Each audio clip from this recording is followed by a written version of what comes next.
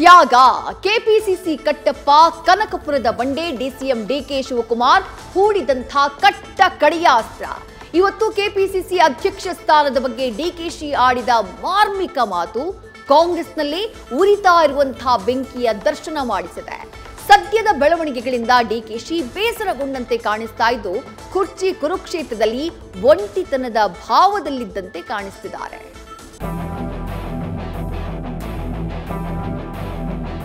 ನಾನಿರ್ತೀನೋ ಇಲ್ಲೋ ಅದು ಬೇರೆ ವಿಚಾರ.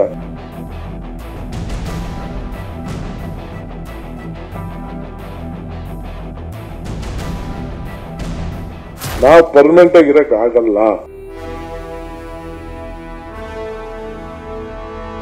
ಬೇರೆಯವ್ರಿಗೆ ಅವಕಾಶ ಮಾಡಿಕೊಡ್ಬೇಕು.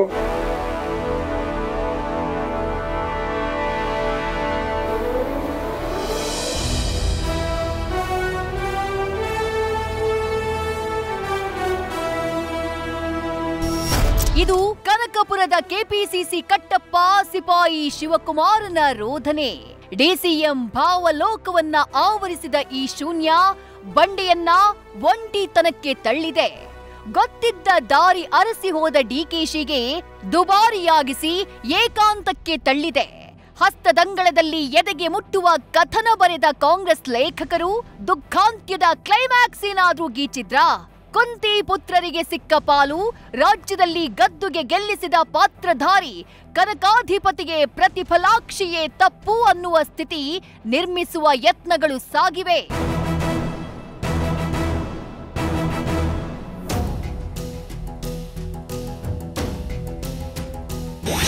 ಕಡೆ ಆಟ ಮುಗಿಸಿ ತಾಳ್ಮೆಯ ಪಾಠದ ಮೊರೆ ಹೋದ ಡಿಕೆಶಿ. ಖರ್ಗೆ ರಾಹುಲ್ ಮರ್ಜಿ ಮೇಲೆ ಕೆಪಿಸಿಸಿ, ಡಿಕೆ ತ್ಯಾಗದ ಮಾತು.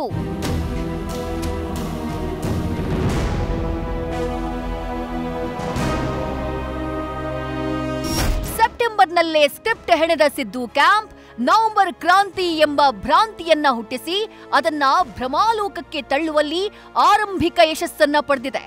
ಕ್ರಾಂತಿಯನ್ನ ಚಿವುಟಿ ಹಾಕಿದ ಚಾಣಾಕ್ಷರಲ್ಲೇ ಚಾಣಾಕ್ಷ ಸಿದ್ದರಾಮಯ್ಯ ತೋರಿಸಿದ ಅಸಲಿ ಪಿಕ್ಚರ್ ಭವಿಷ್ಯದ ಅಸಲಿ ಆಟದ ರಹಸ್ಯವನ್ನ ಹೇಳ್ತಾ ಇದೆ.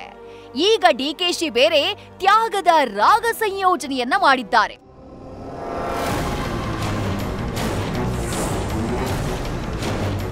ರಾಜ್ಯದಲ್ಲಿ ಕುರ್ಚಿ ಕದನ ದೆಹಲಿ ಅಂಗಳ ತಲುಪ್ತಾ ಇದ್ದ ಹಾಗೆ ಡಿಕೆಶಿ ಮುಂದಿನ ನಡೆಯೇನು ಎಂಬ ಪ್ರಶ್ನೆಗೆ ಕೆಪಿಸಿಸಿ ಪಟ್ಟುವನ್ನ ಬಿಡದೇ ಇರೋಕೆ ಪಟ್ಟು ಹಿಡಿದಿದ್ದಾರೆ. ಏನಾದ್ರೂ ಗುರುತು ಬಿಟ್ಟೇ ಹೋಗ್ತೀನಿ ಅಂತ ಕೆಪಿಸಿಸಿ ಅಧ್ಯಕ್ಷ ಡಿಕೆ ಶಿವಕುಮಾರ್ ಗಟ್ಟಿ ಧ್ವನಿಯಲ್ಲಿ ಹೇಳಿದ್ದಾರೆ. 5.5 ವರ್ಷ ಆಯ್ತು, ಆಗ್ಲೇ ಸ್ವಲ್ಪ ದಿನಕ್ಕೆ 6 ವರ್ಷ ಆಗ್ಲಿದೆ. ಯಾವುದೂ ಪರ್ಮನೆಂಟ್ ಅಲ್ಲ ಅನ್ನುವುದನ್ನ ಹೇಳಿದ್ದಾರೆ ಡಿಕೆಶಿ. ಆದ್ರೆ ಕೆಪಿಸಿಸಿ ಅಧ್ಯಕ್ಷ ಸ್ಥಾನ ಕಂಟಿನ್ಯೂ ಆಗಿದ್ದರ ಹಿಂದೆಯೂ ಖರ್ಗೆ ರಾಹುಲ್ ಕಡೆ ಬೆರಳು ತೋರಿಸಿದ್ದಾರೆ. ಒಂದ್ ನಿಮಿಷ, ನಾವು ಪರ್ಮನೆಂಟ್ ಆಗಿರಕ್ ಆಗಲ್ಲ. I am telling you, already 5.5 ವರ್ಷ ಆಗಿದೆ. ಇನ್ನು ಮಾರ್ಚ್ ಬಂತು ಅಂದ್ರೆ 6 ವರ್ಷ ಆಗ್ತದೆ. ಬೇರೆಯವ್ರಿಗೆ ಅವಕಾಶ ಮಾಡಿಕೊಡ್ಬೇಕು. ಬಟ್ ನಾನು ಲೀಡರ್ಶಿಪ್ ಅಲ್ಲಿ ಇರ್ತೀನಿ, ತಲೆ ಕೆಡಿಸ್ಕೊಳಕ್ ಹೋಗ್ಬೇಡಿ. Be there in the front line, ತಲೆ ಕೆಡಿಸ್ಕೊಳಕ್ ಹೋಗ್ಬೇಡಿ. ನಾನು ಅವತ್ತೇ ನಾನು ಉಪಮುಖ್ಯಮಂತ್ರಿ ಆದ ದಿನನೇ ಬಿಡಬೇಕು ಅಂತ ಹೇಳಿದೆ. ಖರ್ಗೆ ಸಾಹೇಬರು, ರಾಹುಲ್ ಗಾಂಧಿ ಅವರು ಇರು ಡಿಕೆ ಸ್ವಲ್ಪ ದಿನ ಇರು ಅಂತೇಳಿ ನನ್ನನ್ನ ಇರಿಸ್ಕೊಂಡ್ರು. ಬಟ್ ಇರೋಂಥ ಸಂದರ್ಭದಲ್ಲಿ ಯಾವ ರೀತಿ ಪಕ್ಷ ಕಟ್ಟಬೇಕು ಅನ್ನೋದು ಒಂದು ಪ್ರಯತ್ನ ಮಾಡಿ ನನ್ನ ಡ್ಯೂಟಿ ನಾನು ಮಾಡಿದ್ದೀನಿ. ಸೊ ಎಲ್ಲರಿಗೂ ಚೇರ್ಸ್ ಕೊಡಕ್ಕಾಗದಿರ್ಬೋದು, ಎಲ್ಲರಿಗೂ ಕುರ್ಚಿ ಕೊಡಕ್ಕಾಗದು, ಅವರ ಸ್ವಾಭಿಮಾನಕ್ಕೆ ಧಕ್ಕೆ ಬರಬಾರದು ಅನ್ನೋ ದೃಷ್ಟಿಯಿಂದ.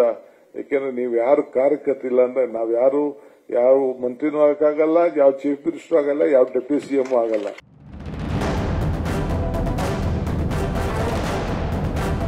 ಬಟ್ ಈ ಆಂತರಿಕ ದಂಗೆಗೆ ಬೆದರದ ಬಂಡೆ ಹೋರಾಟದ ರಣಕಣದಲ್ಲಿ ಅವಿಶ್ರಾಂತ ಹೋರಾಟವನ್ನ ಆಯ್ದುಕೊಂಡಿದ್ದಾರೆ. ಅಧಿಕಾರ ಹಂಚಿಕೆಗೆ ಪಟ್ಟು ಹಿಡಿದು ಇನ್ನಿಲ್ಲದ ಹೋರಾಟಕ್ಕೆ ಅಣಿಯಾಗಿದ್ದಾರೆ. ಹೈಕಮಾಂಡ್ ಭೇಟಿಗೆ ಹರಸಾಹಸ ಪಡ್ತಾ ಇರೋ ಡಿಕೆ ಬ್ರದರ್ಸ್ ದೆಹಲಿಯಲ್ಲೇ ವಾಸ್ತವ್ಯ ಹೂಡಿ ಶತಯತ್ನವನ್ನ ಮಾಡಿ ಮರಳಿದ್ದಾರೆ. 4-5 ದಿನಗಳ ಕಾಲ ರಾಹುಲ್ ಸೋನಿಯಾ ಕಾಲ್ ಶೀಟ್ಗೆ ಕಾದು ಕಾದು ಸುಸ್ತಾಗಿ ತೀವ್ರ ಬೇಸರಗೊಂಡಿದ್ದಾರೆ. ಈ ವಿಚಾರವನ್ನ ಖರ್ಗೆ ಮುಂದೆ ಪ್ರಸ್ತಾಪಿಸಿ ಸೋನಿಯಾ ರಾಹುಲ್ ಭೇಟಿಗೆ ಅವಕಾಶವನ್ನ ಕಲ್ಪಿಸುವಂತೆ ಡಿಕೆ ಬ್ರದರ್ಸ್ ಒತ್ತಡವನ್ನ ಹೇರಿದ್ದಾರೆ. ಕೊನೆಗೆ ಭೇಟಿಗೆ ಅವಕಾಶ ಕಲ್ಪಿಸುವುದಾಗಿ ಭರವಸೆ ನೀಡಿದ ಬಳಿಕವೇ ಸಹೋದರರು ರಾಜ್ಯಕ್ಕೆ ಮರಳಿರೋದು.